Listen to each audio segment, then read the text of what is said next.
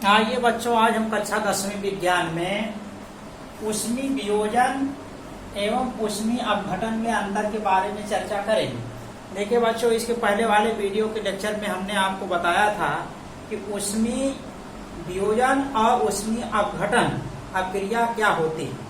देखिए बच्चों, हमने बताया था कि ऊष्मीय वियोजन में कोई उत्पाद गर्म करने पर अगर दो या दो से अधिक भागों में टूटता था तो ठंडा करने पर वो पुनः अपनी मूल कंडीशन में आ जाता था, यानी कि जो पदार्थ टूटा था उसी रूप में आ जाता था, यानी कि अपने मूल पोजीशन में आ जाता था। तो उस क्रिया को हम बोलते थे ऊष्मीय वियोजन अपक्रिया। अगर बच्चों गर्म करने पर दो या दो से अधिक भागों में टूटता था और ठंडा करने के बाद पुनः अपनी पूर्व अवस्था में नहीं आ पाता था, यानी कि मूल यौगिक नहीं बन पाता था, तो हम उसको ऊष्मीय अपघटन अपक्रिया कहते थे। तो देखिए यहाँ बच्चों, जो अंतर है इनमें, पहला अंतर हम लिख रहे हैं, ऊष्मीय वियोजन में उत्पाद ठंडा करने पर पुनः मूल यौगिक बना लेता है। यानी कि जब बच्चों हम पदार्थ को गर्म करते थे तो उत्पाद जो बनता था दो या दो से अधिक भागों में, तो उनको अगर हम ठंडा करते थे तो अपनी मूल कंडीशन में वो आ जाता था।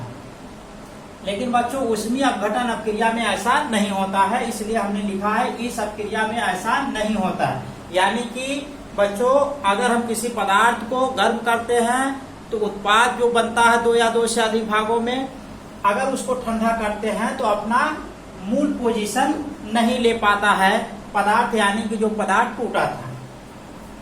दूसरा बच्चों अंतर है, यह एक उत्क्रमणीय अपक्रिया है।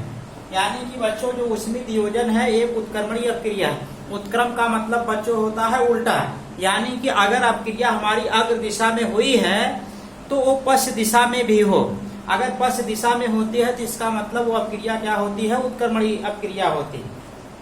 अभी हमने चर्चा की है बच्चों कि पदार्थ को गर्म करते थे तो दो या दो से अधिक भागों में टूटता था और ठंडा करते थे तो पुनः मूल यौगिक हमको प्राप्त हो जाता था, यानी कि वापस आ जाता था, यानी कि उल्टी दिशा में वो अपक्रिया होती थी। तो इसलिए हमारी वो अपक्रिया क्या हो जाएगी, उत्क्रमणीय अपक्रिया। तो यहाँ देखिए हमने एक उदाहरण लिया है, अमोनियम क्लोराइड जब हम गर्म किए तो बन गया हमारा अमोनिया और HCl।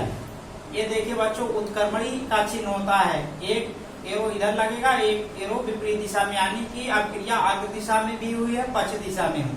अब इसके बाद देखिए यहाँ समझिए, इसका मतलब ये हुआ कि जब इसको गर्म करते हैं तो अमोनिया HCl बनती है, और जैसे ही बच्चों इनको ठंडा करेंगे तो अमोनियम क्लोराइड बन जाएगा, यानी कि अपक्रिया पश्च दिशा में होगी। तो इसलिए हमारा ये क्या हो जाएगा, एक उत्क्रमणीय अपक्रिया। लेकिन बच्चों ऊष्मीय अपघटन क्या है, एक अनुक्रमणीय अपक्रिया।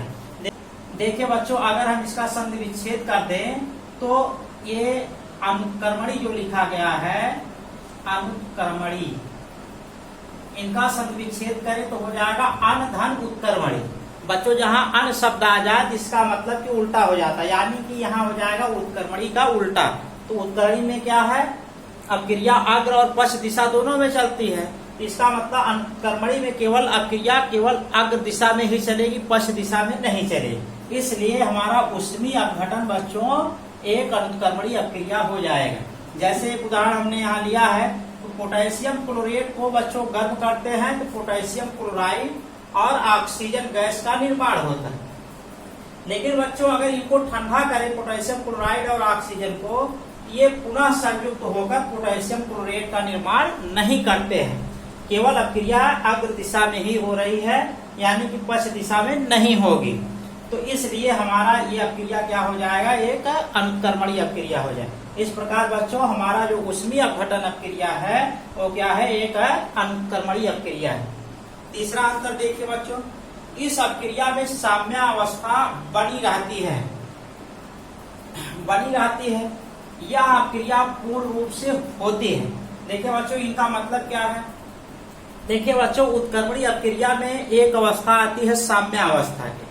साम्य अवस्था बच्चों उत्क्रमणीय अपक्रिया की वह अवस्था होती है जब अग्र अपक्रिया और पश्च अपक्रिया का वेग बराबर हो जाता है, तो उसको हम कहते हैं साम्य अवस्था।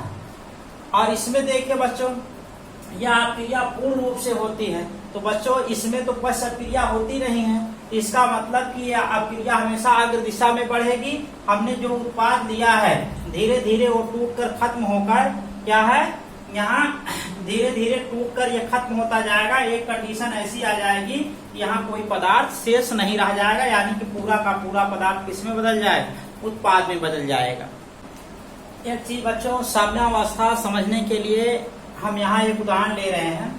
देखिए बच्चों, आगे चलकर आप पढ़ेंगे सक्रिय द्रव्यमान। अब क्रिया की गति पदार्थों के सक्रिय द्रव्यमान पर निर्भर करता है। अगर सक्रिय द्रव्यमान ज्यादा है तो अपक्रिया की गति तेज होगी, अगर सक्रिय द्रव्यमान कम है तो अपक्रिया की गति क्या होगी, कम होगी। देखिए बच्चों, अभी हमने उदाहरण लिया था यहाँ पर उत्क्रमणीय अपक्रिया में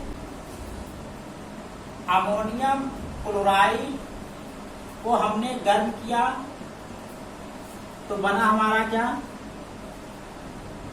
अमोनिया गैस बनी और HCl का निर्माण हुआ। तो देखिए बच्चों, अगर अमोनियम क्लोराइड को गर्म करते हैं तो अमोनिया गैस और HCl का निर्माण हो रहा। अगर इनको ठंडा कर दें, यहाँ ठंडा कर देते हैं तो पुनः ये संयुक्त होकर अमोनियम क्लोराइड का निर्माण करेंगे। तो देखिए बच्चों, जब हम पदार्थ लेंगे शुरू में तो उसका सक्रिय द्रव्यमान क्या होगा, ज्यादा होगा। जब शुरुआती दौर में यानी कि जब हमारा समय 0 होगा, इनिशियल कंडीशन में होगा, तो उस समय कोई उत्पाद नहीं बनेगा। यानी कि जो अमोनियम क्लोराइड से अमोनिया और HCl बन रहा है, इसकी मात्रा शून्य होगी, इसकी मात्रा शून्य होगी, क्योंकि अभी जब t बराबर 0 है, समय 0 है, तो इनका निर्माण नहीं हुआ हो। लेकिन बच्चों जैसे जैसे समय बीतेगा अमोनियम क्लोराइड टूटता जाएगा, अमोनिया गैस और HCl बनता रहेगा। अब देखिए समय के हिसाब से इसकी मात्रा तो कम होती जा रही है और इसकी मात्रा क्या होती जा रही है, बढ़ती जा रही है।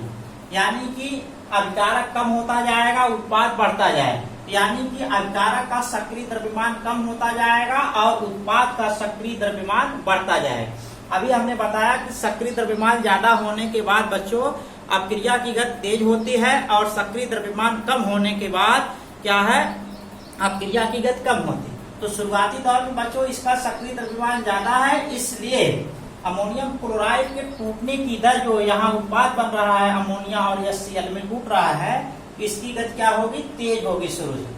लेकिन यहाँ बच्चों इनकी मात्रा शुरू में कम बनी है, सक्रिय द्रव्यमान कम है, इसलिए इनके जुड़ने की गति क्या होगी, कम होगी। लेकिन बच्चों धीरे धीरे ये कम होता जाएगा सक्रिय द्रव्यमान जब इनका, तो इनकी गति कम होती जाएगी। लेकिन ये बढ़ता जा रहा है बच्चों, क्योंकि अमोनियम क्लोराइड लगातार टूट रहा है और इसकी मात्रा बढ़ती जा रही है, इनका सक्रिय द्रव्यमान बढ़ता जा रहा है, तो इसकी गति क्या हो जाएगी, तेज हो जाएगी। लेकिन बच्चों एक समय ऐसा आएगा कि जब ये घटता जा रहा है, ये बढ़ता जा रहा है, तो एक समय ऐसा आएगा कि दोनों की क्रिया की गति क्या हो जाएगी, यानी कि अग्र अपक्रिया की गति और पश्च अपक्रिया की गति क्या हो जाएगी, बराबर हो जाएगी। और बच्चों जब ये बराबर हो जाएगी अपक्रिया की गति, तो इसको बोलते हैं हम साम्यावस्था। यानी कि अग्र अपक्रिया और पश्च अपक्रिया का वेग बराबर जब उत्क्रमणीय अपक्रिया का हो जाता है, तो इस अवस्था को हम कहते हैं साम्यावस्था। तो उत्क्रमणीय अपक्रिया में बच्चों साम्यावस्था बनी रहती है। अब साम्यावस्था बने यानी कि जिस गति से बच्चों ये टूटेगा उसी गति से ये जुड़ेगा। तो कहने का मतलब जब इस गति से टूट रहा है, इस गति से जुड़ रहा है, तो अमोनियम क्लोराइड पूर्ण रूप से खत्म नहीं होगा, यानी कि पूर्ण रूप से वियोजित होकर अमोनिया और HCl का निर्माण नहीं कर पाए, क्योंकि ये टूट रहा है, इधर से जुड़कर अमोनियम क्लोराइड का निर्माण कर रहा है। लेकिन बच्चों अनुक्रमणीय अपक्रिया केवल अग्र दिशा में चलती है, अपकारक लगातार टूटता जाएगा और उत्पाद लगातार बनते जाएंगे। एक अवस्था ऐसी आएगी कि पूरा का पूरा अपकारक समाप्त हो जाएगा, पूरा का पूरा अपकारक क्या है, उत्पाद में बदल जाएगा। ठीक है बच्चों, अगले टॉपिक को हम अगले वीडियो के लेक्चर में चर्चा करेंगे।